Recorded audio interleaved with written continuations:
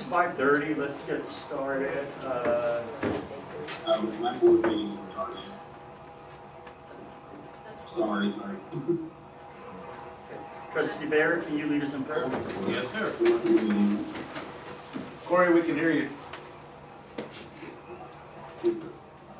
Dear Lord, I invoke your presence to this evening to guard and guide us as we make decisions that affect our students, our community, and our college. All right, good luck. In your name we pray. Amen. Amen. Is that God? Just like Corey.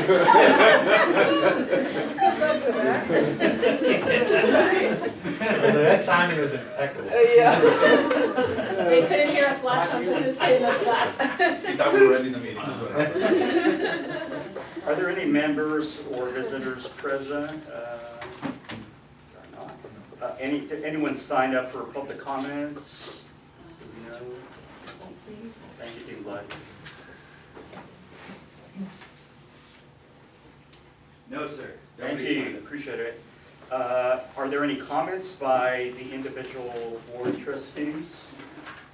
Just that was wonderful. It's the best prayer I've ever had. All right, so noted. Item number 5, update by the college president, Dr. Slice. Well, I want to thank the trustees for just all of the support over these past couple of months. Specifically this past month, we had a lot of presence throughout the community. Also, before I start on the presentation, I want to take this opportunity to thank all of our staff, our administration, and all of the employees at the college.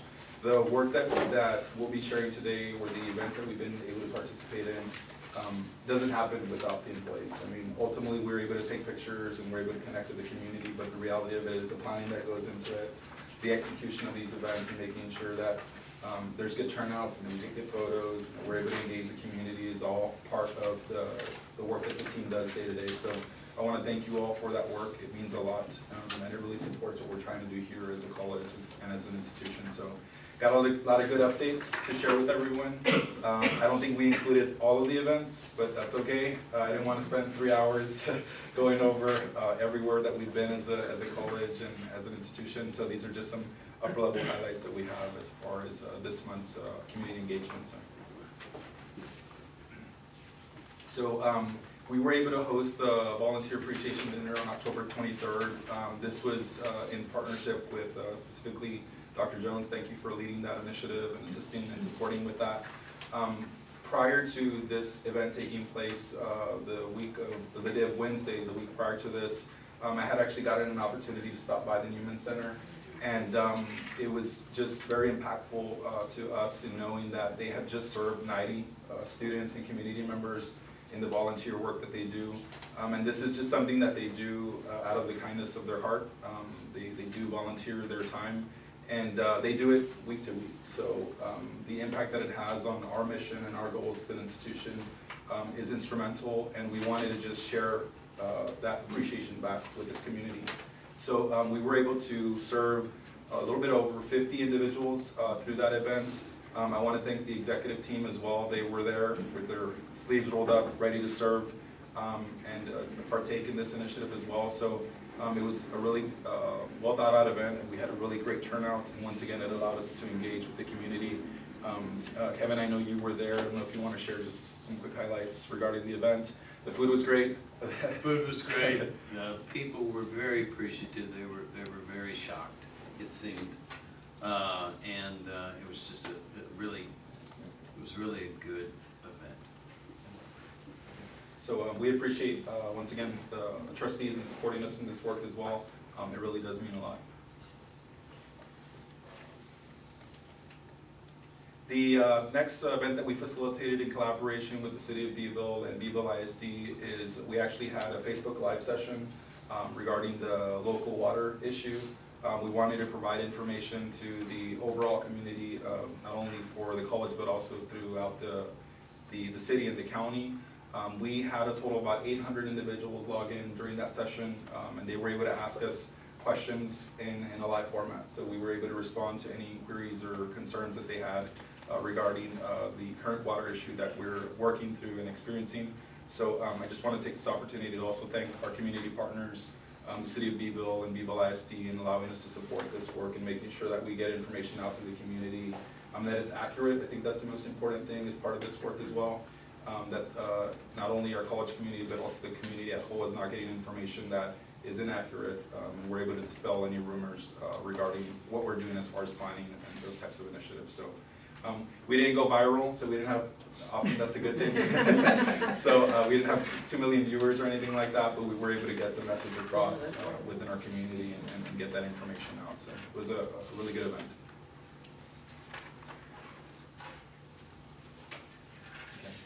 We also hosted the Halloween night here on campus. There was a great turnout. I want to thank once again the trustees for being available and being present as part of that. I know in speaking with the community, they really appreciate having these types of events here locally, given that oftentimes there isn't these opportunities throughout the city. So when we come together and provide these types of services and initiatives, it really feeds back into the mission that we have as an institution to make sure that we're providing not only services, but also experiential learning opportunities to our communities as a whole. So once again, I want to thank the large part of this was put together by our student services team as well. So I want to thank them for that work, and obviously our marketing team and leading those initiatives and making sure that we have good presence at the event.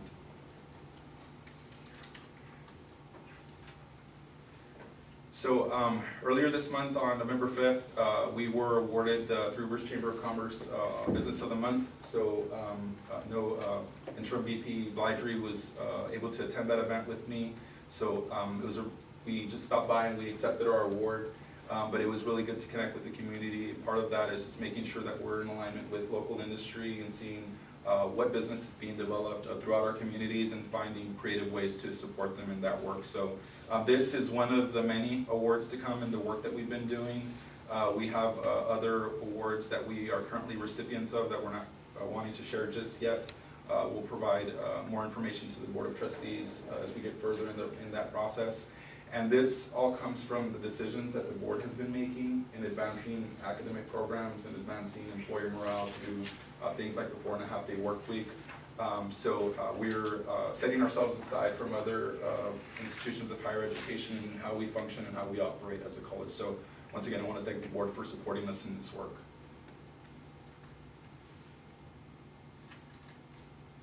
We hosted what would be the first CBC partnership luncheon with our local superintendents. In my opinion, we had a very good turnout considering that it was the first time that we facilitated this type of event. We hosted it at the Beeville Country Club. We had a total of 9 ISD partners that were in attendance. And given that it was the first time that we facilitated the event, that was a good turnout for this type of event. We were able to connect with our partners and advise them of some of the initiatives that we have been working on, things like the new academic programs that are going to be offered, other programs that will be presented to the board later on this evening, which I think are instrumental in building that capacity as an institution and how we operate in the services that we provide our ISD partners. I want to thank our VP of Instruction for leading a lot of those initiatives.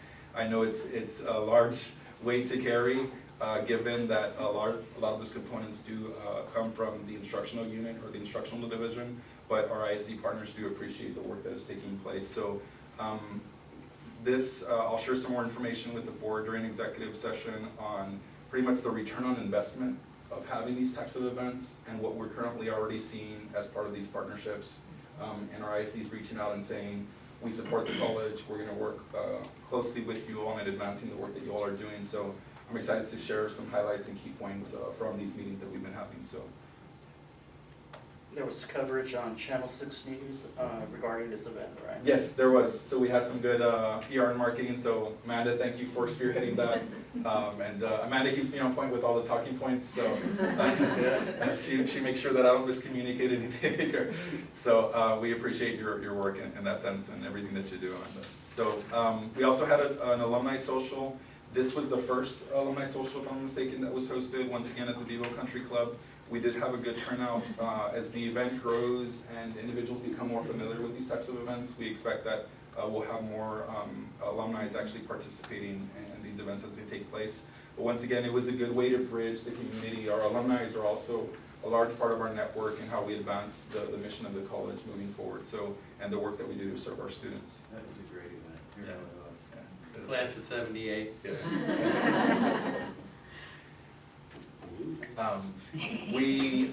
We've been everywhere, all across the county, all across our service district area. This event, Adobe chose. It was a really nice event to partake in. They had a folk storytelling that we were able to participate in, and we were actually able to connect with supporters of the college. So the Latchams were there, and Chip Latcham, and we were able to have some good conversations and thank him for the support that his family has given the college over the years, and also have discussions on how we can advance that work moving forward. So they also had some chile con carne and pan de campo, so if any of the trustees ever want to attend next year, I would highly encourage it. It was a great event, and we'll be more than happy to have a larger representation next year. We did sponsor the event as well, which is the first year that we had actually sponsored this type of event. And I think that's very impactful in how we ensure that our brand is out there within the community. There was over 200 individuals that attended from throughout the service district area, from San Antonio, Three Rivers, Claiborne County, all over our service district area. So it was a good way for us to get our brand out there and make sure that we're connecting with the community. So a really good event.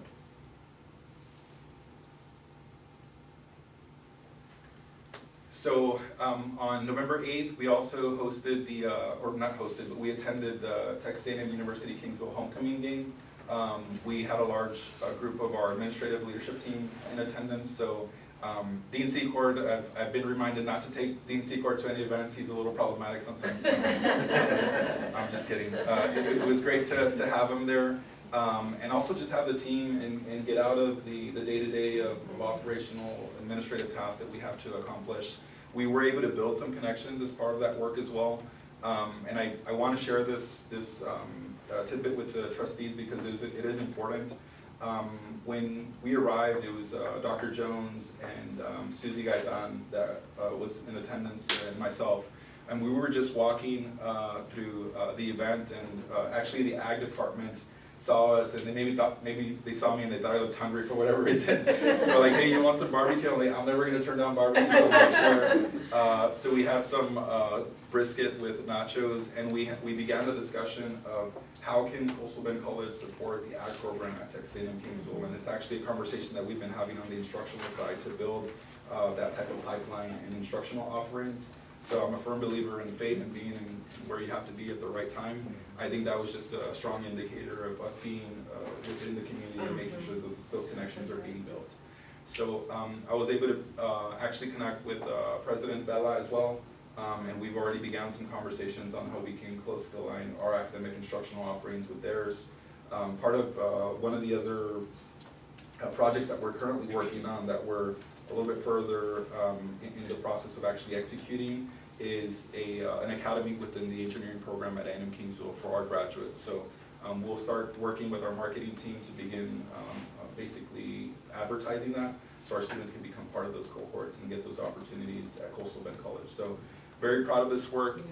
It does take a huge team and an effort. And once again, I want to thank not only the administration but also the employees in helping us execute this work day to day. We also had our Veterans Day Community Engagement event. We hosted this event in collaboration with Beeville Main Street and the City of Beeville, and also the Beeville Police Department. So I want to thank them for this collaboration and this work. We had a really good turnout, in my opinion. It was very well coordinated. There's obviously some improvements that we can make moving forward next year, as there is with any type of event. But it just gave us an opportunity to thank our veterans for their service and their sacrifice in the community, and also in their service. So it was a really good event, and we were able to serve. I think that was also a really neat thing that I like to highlight. The fact that our executive cabinet team and our administrators are rolling up their sleeves and saying we are serving our community in all senses of the word. It's just very important in the work that we do, and the community is noticing that, in my opinion.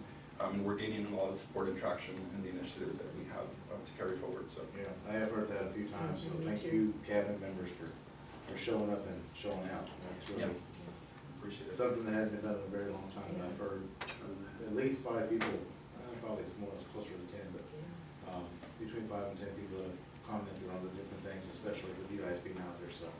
I appreciate that, and all your hard work, because I know it goes beyond your offices here, so, thank you.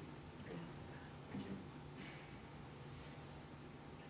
you. So some upcoming events, we have a meet and greet in Alice this Thursday. We have 2 actually meet and greets that are gonna be scheduled. One is a meet and greet with local leaders within the community that is taking place at noon at the Alice site or Alice location. And then we also have more of a town hall approach meet and greet that is taking place that afternoon at 5:30 at Mr. Bones Restaurant there in Alice. So we expect to engage the community fully on Thursday as part of this work as well. On November 24th, which is next Monday, once again, Coastal Bend College in partnership with Bevo Main Street is going to be engaging in a community turkey drive. We've already had some sponsors that are already participating. Amanda, I don't know if you want to maybe just highlight a little bit of information regarding the event and some of the sponsorships that we have already. Right, we have tiered sponsorships for this. The latest one, I think Superior Auto, everyone else we're still in development. But we're looking to give out vouchers so that, you know, we're able to provide, the voucher would be good for a turkey, a ham, and fresh produce, a combination of that, rather than have to, you know, deal with the turkeys and freezers. But we would be doing this as a drive-through operation Monday evening. This would be privacy for the families. It's no photos taken, anything like that, but it is, yeah, open to the community, all of B County. And Still looking for sponsors? Absolutely, Always. yes, Get that information to us, Yeah. absolutely. please. We have until Thursday to secure the number. We can just so write we can you a get the check, right? posters. It's being facilitated through Bevo Main Street, but I will get you that information. You just need to connect with Melissa for that, Good for the deal. donations. They are accepting checks, Yes. cashier checks, credit cards. They want- coins. They want whatever. Yes, If you'll text me instead of emailing me, just so I can get there faster. of course, Please and thank you. absolutely. And we will be hosting the drive on campus, so in that partnership, so we're working on collaborating as far as marketing is concerned and getting the information out there, but the actual event will take place here on campus. So, Right. Then December 3rd, we have the meet and greet in Pleasanton, and then on December 13th, we have the Foundation Gala, celebrating Bold Connections through our work with the foundation. So if the trustees haven't gotten their ticket as of yet, just let me know and I'll make sure that you get that ticket if you are wanting to attend and available. The December 19th, we have our fall commencement ceremony. That committee has been meeting and planning that event, so we're really excited about the turnout. We expect to have about 80 graduates, if I'm not mistaken, in total from the last count that we had during our planning session. So I think it'll be a good opportunity for us to alleviate some of the programming that would have to take place in the spring, given if we weren't to have a fall commencement ceremony. So I know there's historically there's issues that we have to work through, so this is meant to alleviate some of that. Yeah. That's what I have on the presidential's report for this month. Next agenda item is the mission moment. So for this month's mission moment, I think it aligns very closely to just the presidential's report on, you know, event planning and all of the work that goes into making sure that we're engaging our community. Amanda, I want to thank you from, you know, just the bottom of my heart for all of the work that you're doing. You are the mission moment recipient for this month and the work that you do as director of marketing. We met as a cabinet and we discussed, you know, who do we recommend for this month, and we were all in agreement that it should be you. I do want to share with the board, and this is some of the what I see in facilitating these types of events, and really the sacrifice that goes into making sure that we are executing our mission as a college. The reality is that we have, you know, we come in and we complete our day-to-day 8 to 5 work. But there's a lot of work that has to take place out of those regular operating hours in order for us to advance our mission. And we have individuals that are sacrificing their time with families, sacrificing time that they would maybe just not want to have to work and take some time off. Amanda's been everywhere with me over the past month, and she is, as you've seen, not in any of the photos. She's working behind the scenes to make sure that these events are being executed effectively and efficiently, and you're doing an amazing job, Amanda. I want to thank you not only for this work, but also for the work that you're doing with our marketing. There's a lot of projects that are currently in the pipeline, things like the marquees that are being updated at the end of this week and early next week. The logos that go on the vehicles, I mean, all of that creative, all of that design is Amanda's the mastermind behind that. So thank you. I want to highlight that we do have an interim or a new assignment, our interim VP of Planning and Institutional Effectiveness, or as we call it in cabinet, our VP of PI, Mr. Glidry. And Jared, if you want to maybe highlight a little bit of keynotes regarding Amanda and why she's a recipient of this month's mission moment. So in our first meeting, I scheduled it for a 20-minute brief overview. 2 hours later, I get the full rundown of everything she's doing, texts on Saturday and Sunday of where she's running to in preparation for an event that's next Wednesday in a different city. I was amazed, and I can't say that enough, that at 8 o'clock Sunday morning, she is running to pick up something for an event that we need on Tuesday, and then she has to drive it to Alice to get it to the location, just to make sure, because the rest of her schedule Monday is so packed with where she needs to be and coordinating events and talking to news media, talking to community members in all 4 of our site locations, coordinating all of these different PR events, and she's doing it. And she has a small team behind her, and it is her personal communications that I'm getting telling me that she's at location X in preparation for location Y. I was amazed. I had no idea the amount of work that was going behind the scenes. I would just show up and I'd smile and there'd be a chair for me. And I'd be like, oh, that chair's that color, you know? And the amount of preparation that happens behind the scenes was astounding. And so it is wholeheartedly my endorsement that she is the recipient this month. And this is just scratching the surface of what she's earned so far and deserves. Yeah, she's like her old man. Yeah, should walk the old block.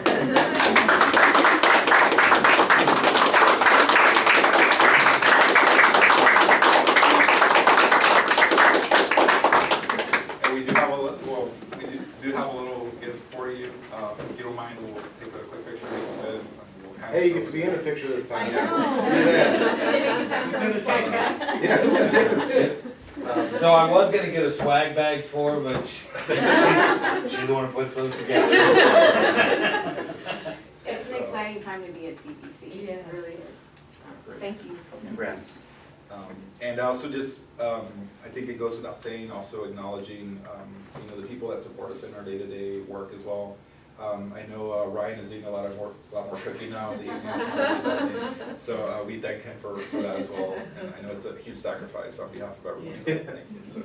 And it is a gift card to a local establishment, so you could share with them if you wanted. Theoretically. I know great smoothies.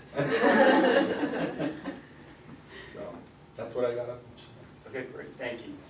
Item number 7, consent agenda. There's only one item. It's consideration, possible action to approve the August 19 regular board meeting minutes. If no one wants to pull from the consent agenda item. So moved, sir. Second. All right, it's been moved and seconded to approve. Any further discussion? All in favor say aye. Aye. Opposed? All right. Motion passes. Agenda item number 8, reports. I'll turn it over to Dr. Swires.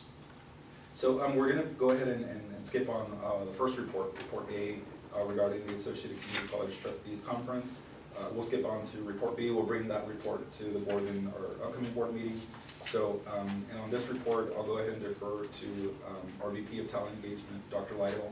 I do want to just very briefly, and I know Dr. Lytle's going to share this information as part of the presentation, but also share just the work that has taken place on Executed NeoEd, which is our new applicant tracking system. We'll also use it for things like our performance evaluation repository and making sure that we use that year to year to warehouse and database that information. But as Dr. Lytle will share, this project was executed very effectively and efficiently within a 14-day time span.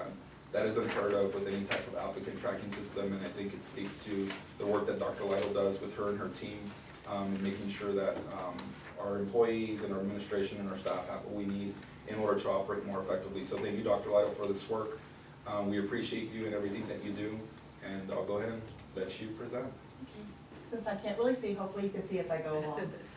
So the timeline of NeoEd, when I had brought to you, is Cornerstone was gonna be turned off October 31st. So we had our kickoff call with NeoEd October 7th.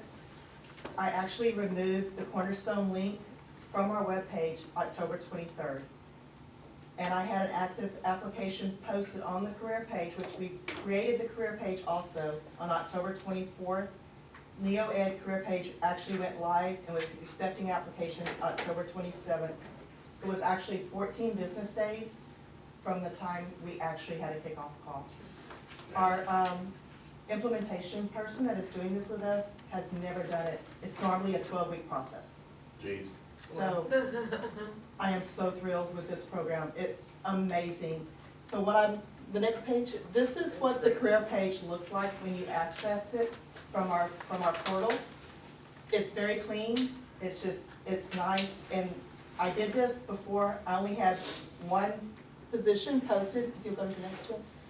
This is what it looks like when an applicant actually goes onto the career page and it sees just the position. Go ahead and go to the next page.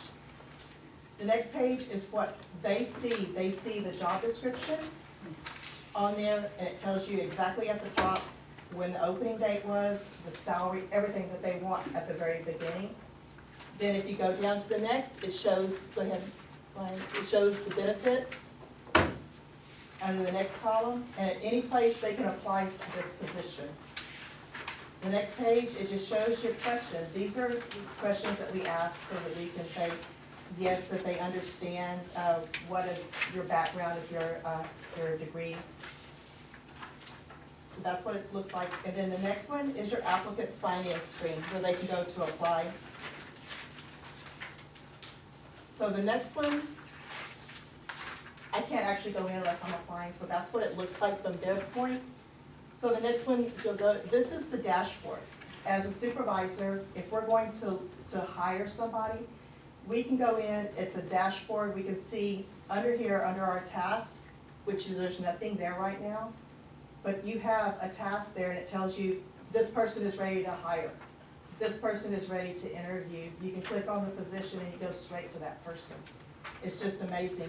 And once we get everything set up, the performance and the training and the onboarding, where it says dashboard on the upper left under the supervisor, all of those show up there. So an employee can go there, do all of their training, check their performance, do an onboarding for their people, and they can actually see who their supervisor is. We can pull the college hierarchy so that we can see everything on one page. We actually, go ahead to the next one, we've actually started our onboarding. We had our first call November 12th, and we will start that tomorrow with building our forms, which Nadine has already got half of our forms built already without even going into the training. We got more to come. Very good. Thank you. Thank you, Dr. Lytle. Good job. Well done. Under new business, agenda item number 9A, consideration and possible action to designate campus expression spaces in accordance with Senate Bill 2972. So, thank you, Board Chair. So, for Senate Bill 2972, the college is required to designate campus expression spaces. Administration had already met last month to designate those spaces across all 4 of the sites. However, we didn't actually bring them to the board for approval. So part of this is what we're asking is the board to approve of this, and this would go into our compliance reporting to the coordinating board in the state, advising them that not only do we have updated policies that align with the Senate bill, but we've also provided training to employees, which we did this month as part of our ILC meeting. And the final, or one of the final pieces that we need from a compliance standpoint is just make sure that the board authorizes the recommended designated spaces for on-campus expression whenever those requests are submitted to college administration. Did you say you've informed the campus already through a meeting about where the spaces are and things? Yes, yeah, and we trained them on the bill as well, on what the requirements were. So in collaboration with Dr. Jones, who serves as chair for the Institutional Leadership Council, we were able to get that that information out early to the campus community. That way, if there's any questions that come about, they know who to contact and That is fantastic, and as long as, even when I was here, that's unprecedented, you know, that they got the information and that they were trained on things that are gonna go into our policy or go into that. That's fantastic, well done. So, and that's where I think groups like the Institutional Leadership Council are all that much more important because they allow us to circulate that information on a schedule. And so it's programmed and we have some very detailed agendas that go into those meetings. So I want to thank Dr. Jones for spearheading that work as the chair for that group. Right, any motion to approve and second? All right, any further discussion? If not, all in favor, say aye. Aye. Opposed? Motion passes. Item 9B, review and action that's necessary on proposed revisions to the CBC 2025-2026 compensation plan. Thank you, Board Chair. So as part of this work, this is I don't want to say it's a standard process, but it is a normal process that most institutions of higher education have in making mid-year changes to the compensation plan. What we're doing here is just realigning or including any new positions that may have been created in order to operate effectively. Position title changes are also included in the compensation plan mid-year review process, and or any reclassifications of role or pay grades are also included in these changes. I'm going to defer to the board in case they have any questions regarding the recommended changes that we have for, I would say, this mid-year review. We typically bring this to the board in December. However, we did meet as a cabinet and as a group and identified mid-year changes that needed to take place in order for us to continue with some of the strategic initiatives and goals that we have for the upcoming year. So we thought it would be a good opportunity for us to bring this information early to the board. We also, which is going to be, and I want to thank Dr. Lytle for facilitating the sharing of information in this way. We included a table that outlines all of the changes in very specific detail, and that is included on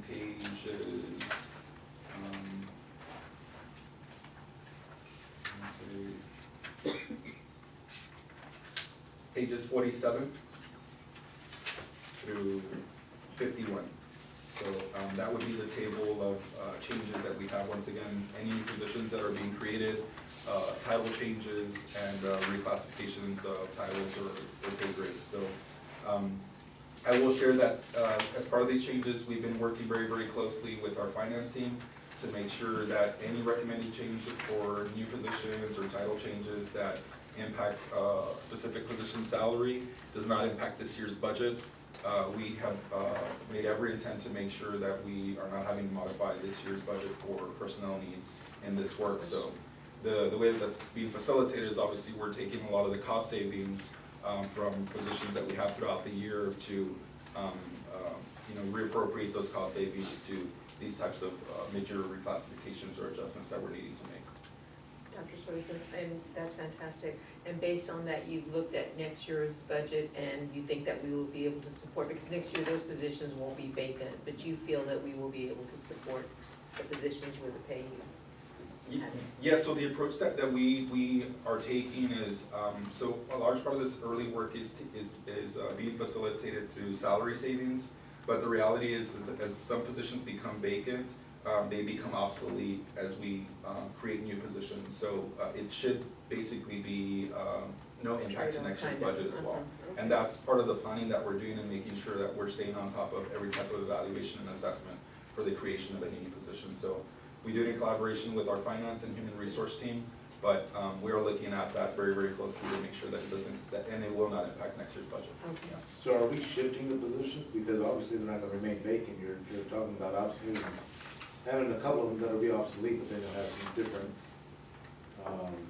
vacancies in a different field, I guess, or newly acquired vacancies? That is correct, That yes. is?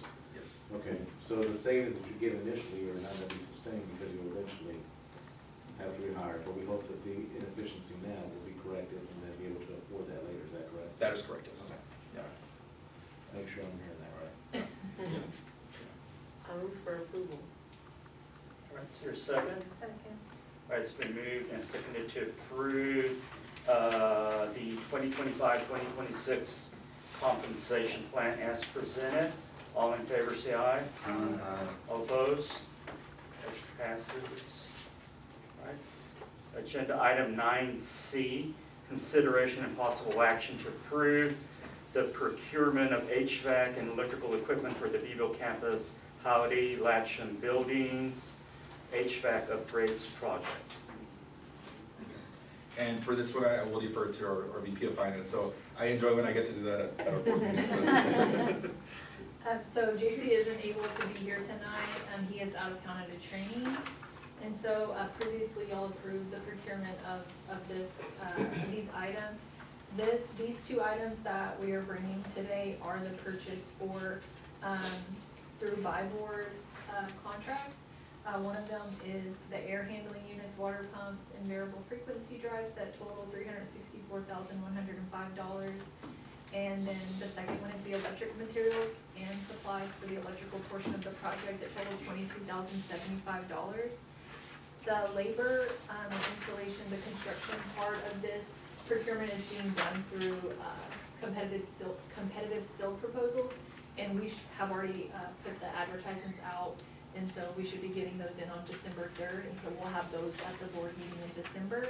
But this is just for the equipment and pieces that we went ahead and get ordered prior to awarding that construction contract. So we'll have them delivered around the time that the construction people are able to come in. So these are just the parts of order at this point, and that was, that did not have to go out to the bid, is that?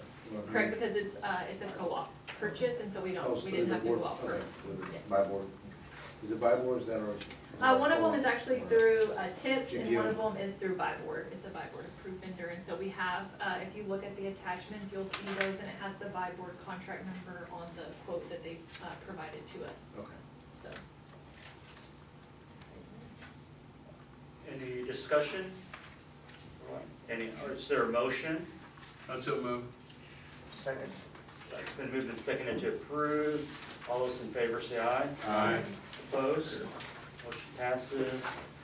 Item 9D, consider and approve resignation of trustee Jeff Massengill from the Coastal Bend College Board of Trustees, Place 2.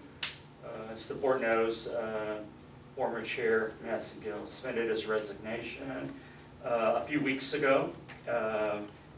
And we are now here to consider accepting that resignation, which will create a vacancy. Any discussion? We accept resignation. It's been moved. Is there a second? I was just gonna say that I hope that all goes well with his mom and that we wish him well. We respected his time on the board Yes. and hopefully at some point he may consider coming back and joining us. Yes, absolutely. I did speak with him, and I did relay to him the board's gratitude for his service as trustee and board chair. He guided the board with a firm and steady hand during some challenging times, particularly the presidential transition, and we remain grateful for that. And we're sorry to see him leaving the board, but we understand the reasons for that. So, so it's moved to approve. Was that you, Victor? Yes, sir. And a second by Kevin? Kevin. All right, moved and seconded to approve. Any further discussion? All in favor say aye. Aye. Opposed? Motion passes. All right. Item 9E, consideration and possible approval of a resolution adopting procedures for filling the vacancy of CBC Board of Trustees Place 2. I'm going to now turn it over to legal counsel Corey Rush. Corey? All right, thank you, and sorry for interrupting probably the invitation earlier. I thought it was God there for just a second. Sorry about that, been that kind of day all day. So before y'all tonight is a choice. Once we have a vacancy on the board, you have two options for filling the vacancy, either through a special election or by appointment. The recommendation from the administration and myself as well is that y'all go the appointment route like we've done in previous years. And what that would mean is we need to adopt a procedure in order to comply with the local government code about how we will advertise and select that position, which is part of the resolution that's in front of you. That person who is ultimately selected through the process would fill in the vacant position as a appointee until the May election, when that seat would then be on the ballot for voting, and whoever was selected through the voting process would serve in place 2 until the original term ends, which I believe is 2028. So it's a shorter appointment. Will be a real short appointment to May, and then the election would be for the remainder of the unexpired term vacated by Mr. Maskill. So that is the information that is before y'all, but I'm happy to entertain any questions you may have. Corey, the person that seeks the appointment, the interim appointment, they are eligible to run, and we're not putting that criteria as part of this, correct? That it Yes. is not someone that Yes. isn't. I'm sorry. Go ahead. They're as of this moment in the resolution before you, and none of the advertisements do we have any restriction about somebody saying they would not run if they were appointed. Okay. So somebody who is appointed would be free to have their name on the ballot as well in May. Well, I move to accept the process outlined in the Resolution. Yeah. Thank you. It's been seconded by Kevin Barrett. All right, so moved and seconded to approve the resolution adopting the procedure for filling the vacancy for place 2 on the CBC board as recommended by the college administration. Is there any further discussion? All in favor say aye. Aye. Opposed? Motion passes. Item 9F, consideration and possible action to approve the establishment of the CBC Promise Program. Thank you, Board Chairman. So administration is bringing this recommendation to the trustees in the creation of the Coastal Bend Promise Program. This is a 3-year pilot to offer tuition-free degrees at Coastal Bend College. We have been working at developing a model that would mimic other institutions that already have similar models in place. So colleges like Del Mar College, South Texas College, Palo Alto College already have promise programs in place. What this is, it's a last dollar match for anything that is not covered by federal financial aid or Texas state aid like the TPEG. We're, as part of this initiative and in collaboration with entities like the foundation, we as a college would match those last dollar fees to make sure that the students have access to a free education ultimately at Coastal Bend College. This is something that I'm very, very proud of in bringing to the board.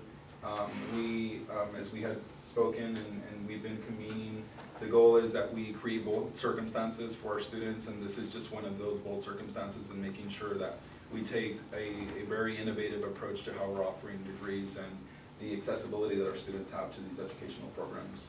I am recommending to the board that the establishment of the Coastal Bend Promise Program. We have put together an initial program outline with respect to requirements that is part of the packet. That is being refined before we fully launch the program, which we're expecting to do, ultimately we get board approval as early as fall of 2026 next year. So that would give us some recruiting and marketing time in early spring to begin engaging not only our local ISD partners, but also students as a whole regarding the program and enrollment and the requirements in order for them to not only be part of the program, but also remain eligible and progress through the Coastal Bend Promise. So I'm open to any questions that the trustees may have. Are any criteria for the students to be on this program? Yes, so the overall, some of the criteria that we have is that they have to be residing in Atascosa, Beach, and Wells, and Claiborne counties. So, and that has to be for the 12-month period prior to enrolling or registering at the college. The other programmatic requirements is obviously they have to submit a FAFSA application in order for us to determine their federal aid eligibility. They also have to remain enrolled full-time as part of the Promise program. They have to maintain a 2.0 GPA, and they also have to be TSI ready in math. Part of that framework comes from the research that we've done from other Promise programs and discussions that I've been having with other CEOs at other colleges. For example, the requirement to be TSI ready in math feeds into making sure that our students are able to progress through the degree quickly and that they're able to graduate within, for example, a 2-year time frame if they're pursuing an associate's degree. And as we all know, math is going to be the biggest barrier that students would have in completing a degree and making sure that they're eligible to graduate. So overall, those are the requirements, and obviously staying enrolled full-time once again feeds into our formula funding model to make sure that we're graduating our students timely. So it's a very thought-out approach that we've been working on as administration, but we've also done a lot of research on what our peers are doing to make sure that we can mimic the best practices. Some of the other adjustments that we've done, for example, like the TSI readiness in math, have stemmed from conversations that I've had with, for example, the president of Del Mar, Dr. Escamilla, which they currently have a pilot in place, and they'll be refining it and making those adjustments because they've already seen some of the benefit in making sure that those requirements are set in place from the initial start of the program. So I don't, Is that for a vocational program? Yes, it will. Yes, yeah. Any program offering at the college, as long as the students are meeting those general requirements. so I noticed that it's in the 4 counties that we have sites in, but our service area is a little bit bigger. Is there any reason why we have to restrict it to just the 4 counties? The reason that we're restricting it, so the answer to that is we don't have to restrict it, but we're trying to make sure that we pilot it and test the model from a financial viability standpoint. We want to make sure that we don't overextend and overpromise, and that's part of this. So we, I think after the first year, we'll reevaluate the financials to make sure that we're projecting as we need to, and then we can always expand it moving forward. So, but we want to make sure that we put our best foot forward and not overpromise. Okay. Yeah, Because how it pays for itself is then meeting those markers that are gonna get us financially repaid. correct. Yes. Right, and it makes sense to put it in the areas we have sites in, so, okay. How many students are we expecting to be in this program? I expect that the initial start, we'll have about 500 students that would apply for the Promise program. That would be first time in college, but initially we expect a cohort of 50 that would benefit from the actual framework. So what that means is we'll have, for example, 450 students that would already qualify for things like TPEG and federal financial aid, but those cohort of 50 students would have that unmet need or financial need with respect to tuition that we would cover through the Promise program. So. You know, what I see is very promising about this is that so many students don't recognize that they could come to school and even without this and have it almost paid for them. Yeah. You know, and they keep themselves out because they think, well, I can't, my parents can't afford college. And the reality is that it's maybe easier than they realize, but they would never go through the process. So seeing free, they're probably going to apply, and some of them would just generally almost be free just as a result of that. So it's great. Yeah, we're excited about that. I know our administration is very excited about what this means for our recruiting and enrollment goals for the upcoming year. So I'm bringing this to the board for recommendation of approval. I have a question. What is your financial goal to fund the program for the 3-year period? I can, I guess, share. Okay. So last Tuesday, actually, our foundation board authorized $100,000 in seed funds for the program to basically launch. What we'll do with those $100,000 is actually use that additional seed money to actually seek additional matching funds from organizations like Trellis Foundations, other regional economic development boards within the area. My goal is that within the next 6 months, we would raise, as part of the initial pool of funds, approximately 500,000 in that process. I think it's something that's very doable, working very collaboratively with our VP of Planning and our foundation executive director as well. Part of that is having this initial framework and going out to these entities and saying, we want to start this program, we have started this program, but we're not asking you for money to launch it. We already have it in place, and the institution has dedicated these funds to pretty much carry the work forward. So I think that speaks volumes of what we're doing as a team and as a college. Who is writing the grants? So, okay, that's, I can share that we have a very strong foundation for the grant already developed. Okay. So, and I'd prefer to share during executive the details of sure. what that framework I looks was like. just leading kind of, at some point, do we need a grants office and a grants Yeah. person? We keep our trade secrets. Okay. Yeah. Any further discussion? Is there a motion to approve and authorize the establishment of the CDC Promise Program for a 3-year pilot? So moved. Moved and seconded, all right. All in favor, say aye. Opposed? Motion passes. The next agenda item is item 9G, consideration and possible action to approve the interinstitutional agreement for the Cougar to Jaguar Rural Scholars Pathway Program. So if I could summarize this for the board, this is the Promise Program 2.0. Yeah, that's what it is. Already moved on past. So we were hoping, we were in high spirits of the Promise Program. It was gonna pass. So the next step, I think, and this is where we build on being innovative as a college and really gaining some benefits from the connections and the partnerships that we have throughout the state. The Cougar to Jaguar Rural Scholars Pathway is basically what I am kind of terming as the first 2+2 promise within the state. And what that means is that we partnered with South Texas College and we developed a framework where they've agreed to actually institutionalize the same model that they have for their Promise program, but at the bachelor's level. So what we're hoping to do is that we would have our associate's degree graduates. We put together this MOU for a cohort of 15 per year, where they would accept 15 of our associate degree graduates, and ultimately they would have access to a free bachelor's degree at South Texas College fully online. The service that the college is providing as part of this agreement is basically, I don't want to say it's in-kind service, but support services to those students to make sure that they still have access to resources on campus like tutoring, the computer labs on campus, advising, and that's all part of the MOU.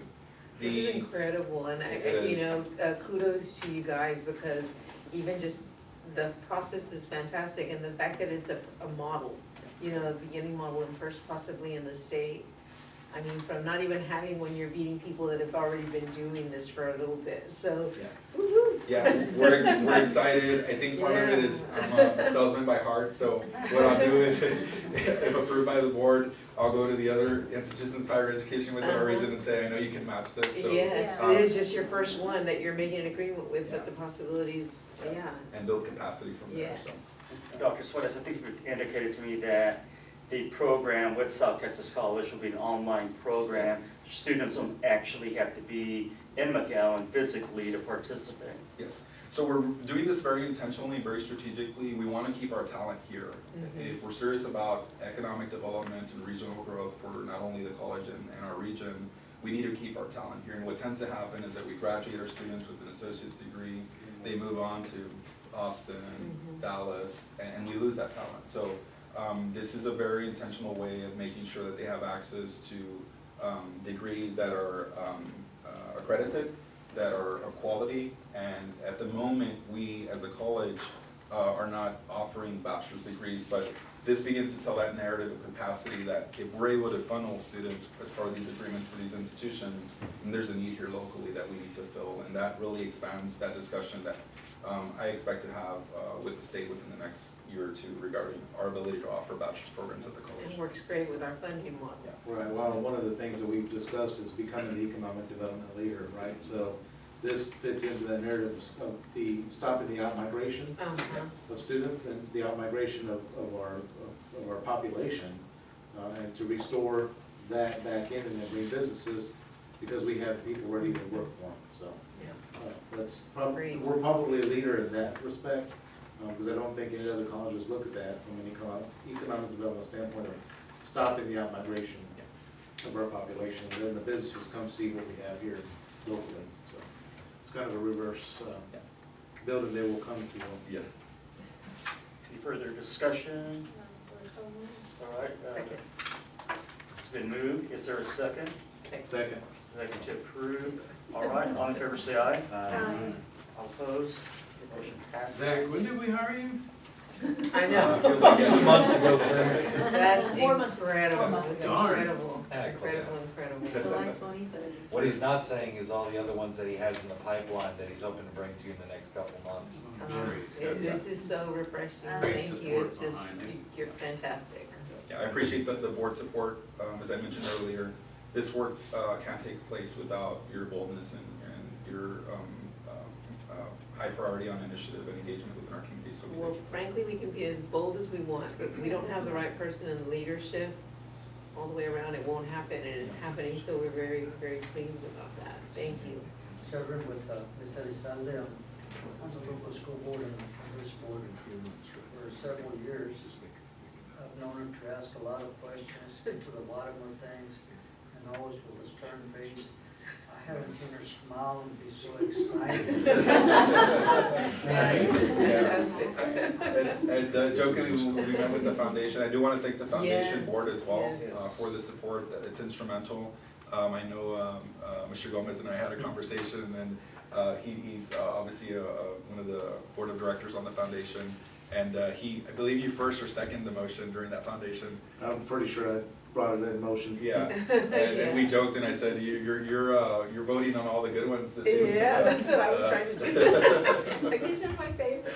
Yeah, so, but we appreciate the work that goes into and just supporting not only the college and administration, but just the team as a whole. Yeah. All right. Next item, 9H, review of board self-evaluation for FY 2025 and adoption of FY 2026 institutional priorities and executive team incentive plan. Dr. Suarez. On this one, we'll be discussing it further during executive. I know Dr. Maldonado and I will be sharing some information that we want to share with the trustees, and also just provide any clarifying points on questions that you all may have. So I'll defer that we discuss this in executive. All right. That's the viable option. Okay. We'll move it to after executive session. Item 10, approval of financial reports for September and October 2025. Tara? I'm going, do you want me to go over A, the audit progress Yeah, status just skip first? It would be good, yeah, just a Okay. brief, yeah. So I shortened it from the last time because it was just essentially the same things, and so obviously Whitley Penn is doing our audit, it's getting close, they expect us to have a draft by December 1st. Crispin has finished the notes to the financial statements and submitted those to the auditors, we're waiting on some numbers to update those. And then once we have the draft in early December, then we'll be able to update the MD&A. We expect to have a little back and forth, we wanna make sure that things are grouped appropriately, we've already sent them a preliminary groupings, changes, and so. But everything's looking good, they haven't communicated any deficiencies to us, they do have some recommendations that they have given us, but so far nothing major that we expect to be findings, that could change as they're wrapping up field work, but right now, we're very pleased with the progress that we have made in the audit. Well, here's your challenge. If this has been done, this will be the first time it's done before December 31st in about, I don't know, at least 5 years. In a minute. Minimum, I think it's been a lot longer than that one. I think last year we did issue in December. Last year. Was it a little third, the 20-something? I This would don't be the know. earliest time I It was, can it was honestly say. presented at the board in December. Yeah, it was the December board meeting. Was it? Yes, Oh, no, it was. Didn't we have to go over and redo that? We had to come back and reconvene, I remember that. During winter So it break. still I'm hasn't not been. sure. Yeah, it still hasn't been. This would be the earliest. I do know that, The compliance supplement, which relates to the federal single audit, is not issued yet. We don't know if it's because of the government shutdown, but it is very late, and so the single audit may be excluded from the audit report that comes in December, but it will be issued by January, we're hoping. But if the compliance supplement does come out soon, since the government's Is back that piece of open, the- then it may still be Never mind. included in the December. Well, still, the audit will be done, but. If, that's what I'm saying. That's the challenge. So, that's all I have on that one, but I don't think y'all approve. That's just for information. Okay. It's getting Yep. dismantled, so no telling. Okay, so on the next items is the September and October financials. Since October includes September, I'll just give y'all an overview of that since we're 2 months into the fiscal year. So, the first item is the budget to actual for capital projects. This wasn't included in the actual budgets that we presented to the board. This is really the expenditures that are related to the tax maintenance note that's remaining. And so far, we've only had engineering expenditures, which y'all approved in the earlier item with the HVAC units. That's gonna be paid from these notes. And so I just want y'all just to be aware for informational purposes, that's what this relates to. And which one is this, Tara, sorry? This is the capital projects For, budget to actual. for October or September? For October. Okay. I'm just gonna go over October because September's included. So in page the- 97 on the board. I don't have the. Okay, I was thinking September. The next budget to actual, I don't know what order y'all is in, but I'm gonna do restricted. That's on page 98. So 98. So the restricted budget to actual includes our debt service. We do get interest income from the accounts that relate to debt service. The state appropriations benefits, all federal, state, and local grants are also included in this budget. That includes, some of the funding for this was related to TRIO programs where their budgets were not approved due to the government shutdown. And so we do have some delays in the spending amounts, but we expect those to pick back up now, and hopefully get their budgets approved in the coming, months. So, Kayla, do you have anything to add to that? No, you covered Okay. it, yeah. So, We're back up and running, so. Salaries were paid for TRIO because they had enough in the current.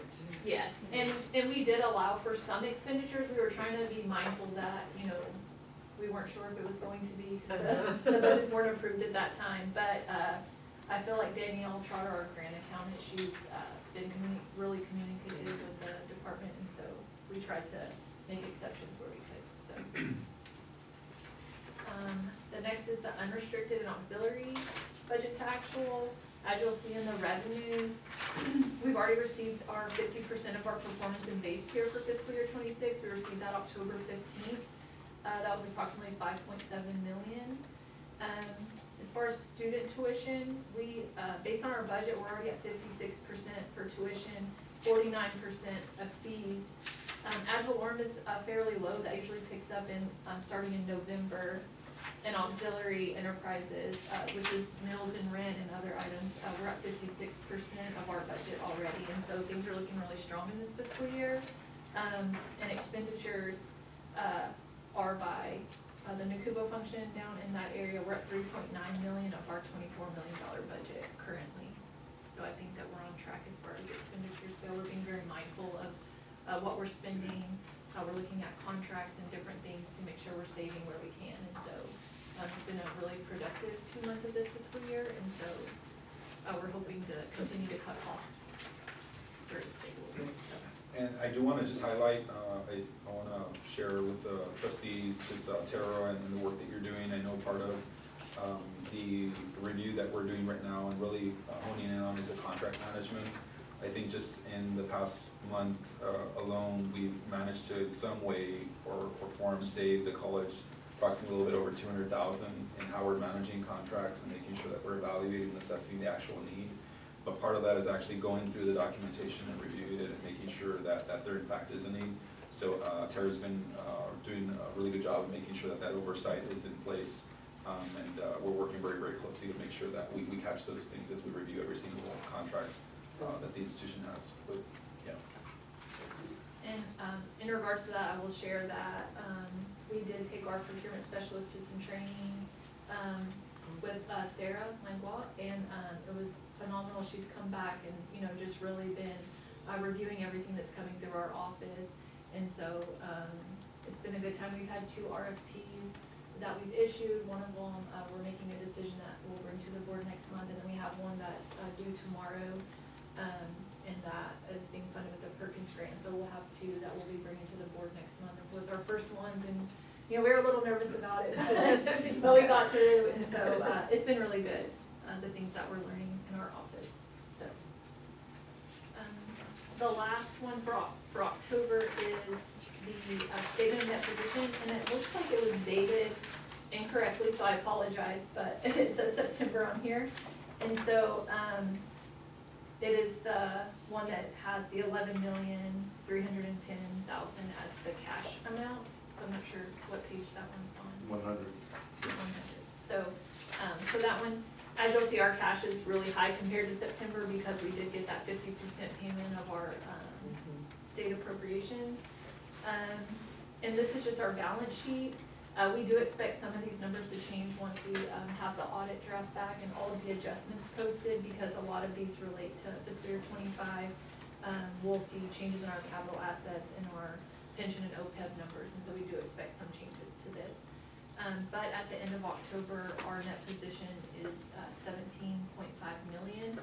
And so that's a fairly strong net position, but this also is with us receiving revenues of the 5.7 million that will be expended throughout the year on different things. And so it's a good indicator that we do have, positive net income right now. We're seeing strong trending numbers in our revenues, compared to what we expected, so.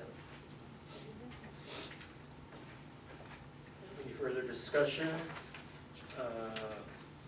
Chair will entertain a motion to approve the monthly financial reports for September 2025 and October 2025. Is there a motion? Okay, is there a second? Second by Victor. All right, it's been moved and seconded to approve. All those in favor say aye. Aye. Opposed? Motion passes. Item 11, review of informational reports. Dr. Slice. So these are the standard reports that we provide to the trustees from month to month. They're just for review. Report 11A is just any resignations that we've had over the previous month. And we haven't had any committee meetings, so there would be no reports on board committees for this month. I'm open to any questions that the trustees may have regarding this information now or during executive session. This is the one. Yes. I'll give the board a minute to look at that and just see if they have any questions.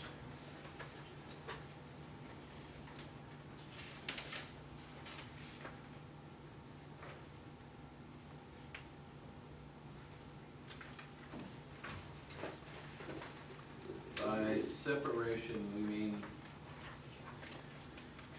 Separation, it's a general term that we use. We try and just, yeah, yeah. But I can provide clarification if needed. All right. For any executive.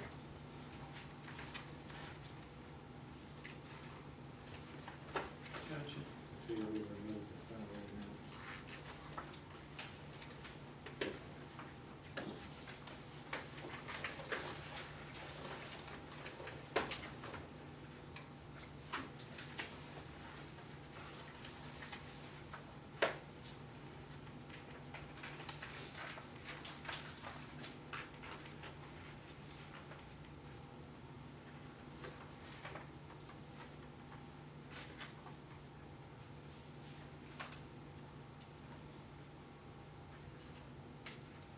Any further discussion, any questions? All right, hearing none, we'll move on to agenda item number 12, executive session. It's 6:39. The board will now convene in a closed meeting to discuss the following items posted on our agenda this evening as allowed by the Texas Government Code. Texas Government Code, Section 551, .076, relating to security devices or security audits.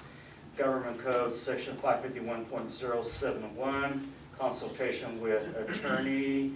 Government Code Section 551.074, relating to personnel matters. Government Code Section 551.074, relating to public officials' powers and duties. We will convene after executive session. Thank you. Thank you very much. We can get a quick picture with Amanda, so we. Oh, okay, nice. Okay, it's 8:41, and we are coming out of closed executive session.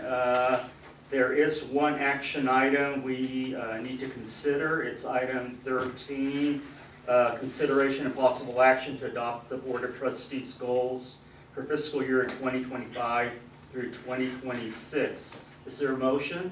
Yes, sir. I move to adopt the fiscal year 2026 institutional priorities and executive team incentive plan, including the college president's incentive pursuant to section 4.2 of the college president's contract. I second. All right, it's been moved and seconded to approve. Any further discussion? All in favor say aye. Aye. All opposed, motion passes. Dr. Swires, do you have any announcements? Just some quick updates on upcoming meetings. December 16th, we have our regularly scheduled board meeting at 5:30 p.m. And then once again on January 20th at 5:30 p.m. So just wanted to put that on the trustees' calendars for upcoming meetings that we have. Okay. Is there a motion to adjourn? Second. Second. All right, it's been moved and seconded to adjourn. All in favor say aye. Aye. All opposed, motion passes. No, I want to stay. Come on. Of course. Yeah, we had a lot of